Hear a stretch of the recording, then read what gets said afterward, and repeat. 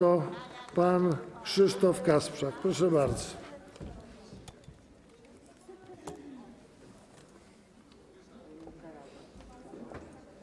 Panie Marszałku, Wysoka Izbo!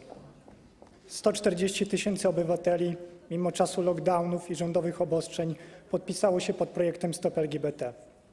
To w ich imieniu mam zaszczyt tu przemawiać i prezentować projekt ustawy. To oni czekają na jak najszybsze uchwalenie projektu, pod którym się tak licznie podpisali. Oglądają tę debatę, są z nami w kontakcie, interesują się, co posłowie dzisiaj powiedzą na temat ich projektu, a przede wszystkim jak jutro zagłosują. Projekt Stop LGBT powstał jako wyraz troski o polskie rodziny i dzieci, wyraz poszanowania dla polskiej konstytucji, w szczególności artykułu 18. Małżeństwo jako związek kobiety i mężczyzny, rodzina, macierzyństwo i rodzicielstwo znajdują się pod ochroną i opieką Rzeczypospolitej Polskiej. Właśnie po to jest ustawa obywatelska, żeby tę szczególną ochronę i opiekę dla małżeństwa i rodziny zapewnić. Dlatego, że długofalowym celem lobby LGBT jest zniszczenie małżeństwa i rodziny oraz wszelkiego naturalnego porządku społecznego. Inicjatorzy projektu oraz jego sygnatariusze odrzucają zasady poprawności politycznej. Nie zamierzamy słuchać oskarżeń lewej strony o mityczną homofobię, bo fobia to lęk, a my się was nie boimy. Nie zamierzamy przepraszać za sformułowanie ideologii LGBT. Panie Marszałku, czy ja mógłbym prosić o uspokojenie sali? Nie zamierzamy przepraszać za sformułowanie ideologii LGBT, bo to rzekomo ludzie, a nie ideologia.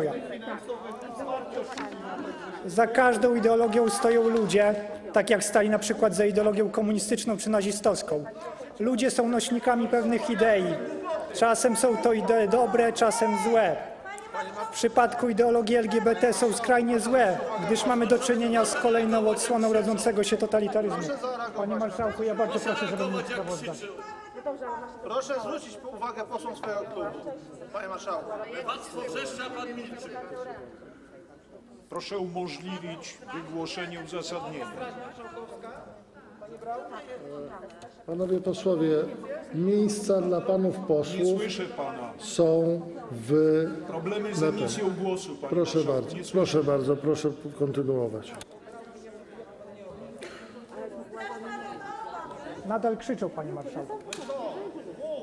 Uprzejmie pana informuję, że czas już ma pan 12:24. Proszę bardzo. Jeśli chcielibyśmy szukać analogii historycznych, to trzeba nawiązać do lat 30. XX wieku, kiedy to NSDAP rozpoczynało w Niemczech swój marsz po władzę, tak jak swój marsz po władzy realizuje dzisiaj lobby LGBT. Analogia jest tym bardziej trafna, że znaczna część wierchuszki NSDAP, jak i pierwsze bojówki w postaci SA z Ernestem Romem na czele były homoseksualne. Szanowni Państwo, pierwsze homoseksualne komando powstało w latach 30. w Niemczech, w łonie nazistowskiej partii. Jak twierdzi jeden z pierwszych biogramów, Hayden Konrad, Historia narodowego socjalizmu, Hitler otaczał się celowo działaczami homoseksualnymi. Jeśli ktoś szuka korzeni ruchu LGBT, niekoniecznie się nie... swoją powinność. Co to ma być? Co to ma być? Pan marszałek w ogóle nie Proszę reaguje, uspokoić jestem posłów zakrzykiwany. swojego klubu. W Wysokiej Izbie obraża się 11 minut 19 sekund panu zostało. Proszę uspokoić posłów swojego klubu. 11 minut 12 sekund panu zostało. To, co pan wyprawia, jest skandalem, panie marszałku. Ruch LGBT dąży do dominacji absolutnej w każdej dziedzinie życia, do obalenia naturalnego porządku biologicznego i społecznego i do zaprowadzenia terroru. Widzimy tego przejawy na Zachodzie, gdzie zatwierdzenie prawd biologicznych, że są dwie płcie, albo zagłoszenie cytatów z pism świętego Pawła, ludzie trafiają do więzienia. Bo tak, Wysoka Izbo, mamy tylko dwie płcie i szereg zaburzeń psychicznych, których nie można leczyć, bo terror poprawności politycznej na to nie pozwala. Zresztą ten terror jest już obecny Panie Marszałku, zresztą ten terror jest już obecny na polskich uczelniach i wdziera się do szkół. Dlatego też nie zamierzamy słuchać krzyków o rzekomym ograniczaniu swobód obywatelskich. Ruchom totalitarnym, a takim jest ruch LGBT, żadne swobody się nie należą. Propagowanie ideologii LGBT jest w istocie propagowaniem totalitaryzmu, tak jak propagowanie komunizmu i faszyzmu. Dziś mamy w Polsce zakaz propagowania komunizmu i faszyzmu. Pora dołączyć zakaz propagowania ideologii LGBT. Proszę Państwa, przepraszam Pana, wstrzymam Panu czas na chwilę. Proszę Państwa, Sejm jest miejscem dyskusji. Są poglądy, które się jednym podobają, drugim się nie podobają. Często jest tak, że ktoś operuje mową, proszę Państwa, mową nienawiści. Nie przerywajcie Państwo panu, który to referuje. Bardzo proszę. Proszę pana, ale ja mam, panie pośle, do pana taką prośbę. Nie przerywam osobom. Słuchajcie, ale możemy. Panie pośle, do pana też tak mówię. Też mówię do pana. Proponuję tak. Pan zakończy swoją kwestię. Każdy z państwa będzie miał swoją wypowiedź. Też nie będę przerywał. Proszę bardzo. Powiem Państwu, co się dzieje, kiedy homopropaganda nie jest hamowana. Przeorowuje wówczas świadomość społeczną, sferę kultury, edukacji, przestrzeń polityczną i dopina swego w postaci realizacji celów politycznych. Lobby LGBT osiąga swój cel i zyskuje prawo do homoślubów i homoadopcji. Oddajmy głos ofiarom homoadopcji. Ofiarom, z których śmiali się posłowie Lewicy, kiedy wysłaliśmy do nich list opisujący przypadki gwałtów na dzieciach. Ofiarom, z których na każdej paradzie równości śmieją się jej uczestnicy, tak jak śmiali się w ostatnią sobotę w Lubinie, robiąc sobie uśmiechnięte selfiki na tle banerów opisujących krzywdę dzieci. Posłowie Lewicy, jak i uczestnicy homoparad twierdzą przy tym, że gwałtów na dzieciach nie popierają. Jeżeli nie popieracie, dlaczego śmiejecie się z ofiar? Media zalewane są przypadkami pedofilii w Kościele, bo wszędzie, gdzie dostanie się homolobby, pojawia się krzywda dzieci, a także w organizacjach o charakterze religijnym. Szkoda, że media nie są zalewane historiami, które dzieją się znacznie częściej. To jest historiami dzieci wykorzystywanych przez środowisko LGBT. Teraz czas wspomnieć ofiary. Póki co nigdzie na świecie nie powstanie komisja, która zajmie się ofiarami LGBT. Ścigać pedofilię można wszędzie, ale nie u jej źródła. Czas więc powiedzieć o ofiarach. Wspomnijmy kilkuletniego chłopca gwałconego przez Jamesa Reniego, szefa organizacji LGBT ze Szkocji. Renie, zadeklarowany gej, nagrywał filmy i robił zdjęcia ze swoich gwałtów. Pozwalał nawet słuchać innym homoseksualistom przez telefon, jak gwałci niemowlęta. Stał na czele siatki pedofilskiej. Po jego aresztowaniu skonfiskowano 125 000 zdjęć i filmów pornograficznych. Czym jeszcze wsławił się ten zwyrodnialec? Miał pod opieką chłopca i oddał go do zgwałcenia homoseksualiście Nilowi Strachanowi, który był zakażony wirusem HIV. James Rennie przez wiele lat doradzał szkockim władzom w ich równościowej polityce. Wspomnijmy chłopca adoptowanego przez gejów z Australii, Petera Tronga i Marka Newtona, który już jako 2-tygodniowy noworodek został zgwałcony przez swoich opiekunów. Potem jego koszmar trwał przez 6 lat, kiedy był regularnie gwałcony i wypożyczany jako seks zabawka innym pederastom, zrzeszonym w organizacjach promujących zboczenia. Truong i Newton skorzystali z surogacji, żeby pozyskać dziecko, które stało się ofiarą ich patologicznych skłonności. Peter Truong i Mark Newton brali udział w debacie publicznej, byli zapraszani do programów i odgrywali przed opinią publiczną szczęśliwą i troskliwą rodzinę. A teraz Holandia, lata 2007-2010.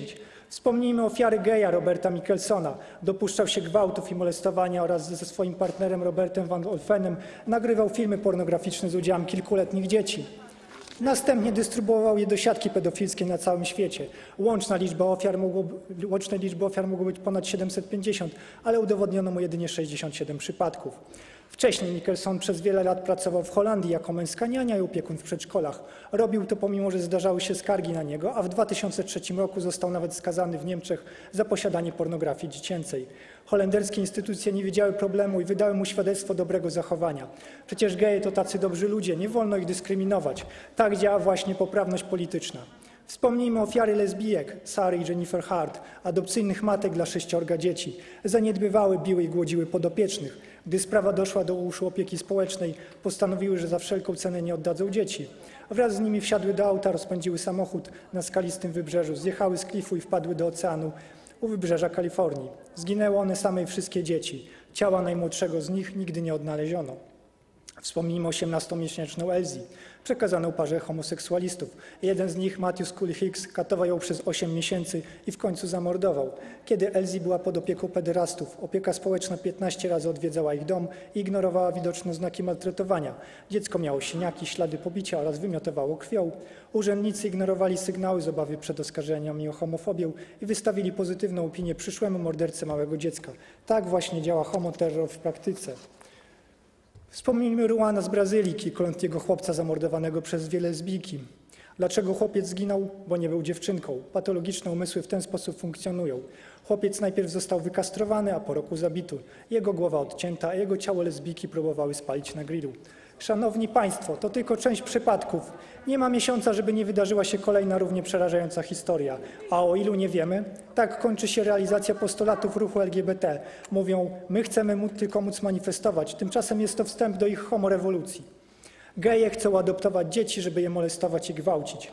Dzieje się tak dlatego, że pedofilia występuje wśród homoseksualistów 4 razy częściej niż wśród heteroseksualistów. Odsetek pedofilów występujących w tej grupie jest nieproporcjonalnie duży, ponieważ wynosi aż 11:1, gdzie przy ogromnej dysproporcji, jaką jest liczba osób hetero i homoseksualnych, w społeczeństwie powinien wynosić 50:1. Badań pokazujących liczbę pedofilii homoseksualnych jest bardzo wiele, jak choćby badania Freuda i innych z 1984 roku, Freuda i Watsona z 1992 czy Eriksona z 1988. Szanowni posłowie, jeśli nie zatrzymacie ruchu LGBT już teraz, nie potraktujecie go jako rzeczywiste zagrożenie, te historie wydarzą się także w Polsce i będziecie za nie odpowiedzialni. Parady LGBT są kluczowym elementem szerzenia homopropagandy. Bez nich ruch LGBT nie będzie w stanie osiągnąć swoich założeń. Bez nich nie będzie w stanie zamienić Polski w tęczową dyktaturę, tak jak zmienili kraje Europy Zachodniej i USA. Aktywiści LGBT w swoich pismach już w latach 80. określili, że homoseksualna rewolucja musi odbywać się etapami. Jeden z nich, Marshall Kirk, pisał, że jest to kampania, którą trzeba przeprowadzić sprawnie. I zalecał przy tym budować front walki z Kościołem. Czy nie jest to właśnie to, co robią dzisiaj uczestnicy homoparad, atakując religię katolicką, obrażając wszystkich wierzących? Czy nie o to chodzi aktywistom przerabiającym wizerunek Matki Bożej na wyobrażenie narządów płciowych, atakującym obiekty kultu religijnego w trakcie swoich ulicznych wystąpień? Parady LGBT są narzędziem rekrutacji młodzieży w szeregi tego ruchu. Dobrze pokazał to telewizyjny reportaż Inwazja, wyemitowany 2 lata temu w TVP. Organizacje promujące homoseksualizm płacą za wyjazd na marsze do różnych miast w Polsce. Płacą często nastolatkom. Dzieciaki wciągane w konkretne towarzystwo budują sieć kontaktów, przesiąkają atmosferą pseudotolerancji dla wszystkiego, także dla zboczeń, uczą się pogardy dla każdego, kto sprzeciwia się nowemu marksizmowi. Zapewne dlatego potem śmieją się z ofiar pedofilii, które są pokazywane w kontrmanifestacjach. Nawet jeśli rodzice zabezpieczą swoje dzieci w szkołach poprzez złożenie oświadczenia rodzicielskiego o niepoddawaniu dziecka edukacji w duchu gender, istnieje inna rzeczywistość, zorganizowane przechwytywanie w szeregi homoaktywistów przy okazji parad równości. Jeśli zatem ktoś realnie myśli o ochronie polskich dzieci i rodziny, musi zagłosować nad Stop LGBT. Nad homoaktywistami państwo roztacza swoisty parasol ochronny. Największe parady promujące zboczenia miały w tym roku patronat prezydentów miast. Mowa tutaj o prezydencie Warszawy, prezydencie Poznania, prezydencie Krakowa. Czy tak ma wyglądać ochrona i opieka, jaką państwo ma otaczać małżeństwo? Będące związkiem kobiety i mężczyzny, macierzyństwo i rodzicielstwo. W trakcie obywatelskiego monitoringu parad równości, jakie Fundacja Życie i Rodzina przeprowadziła już w 2019 roku, obserwowaliśmy, jak ogromne siły i środki Rzeczpospolita Polska angażuje, aby umożliwić aktywistom LGBT propagowanie ich ideologii. Byliśmy świadkami, jak policja formowała kordon, aby umożliwić paradzie wejście niemal na same błonia Jasnej Góry. I to w dniu, gdy odbywała się tam pielgrzymka dzieci.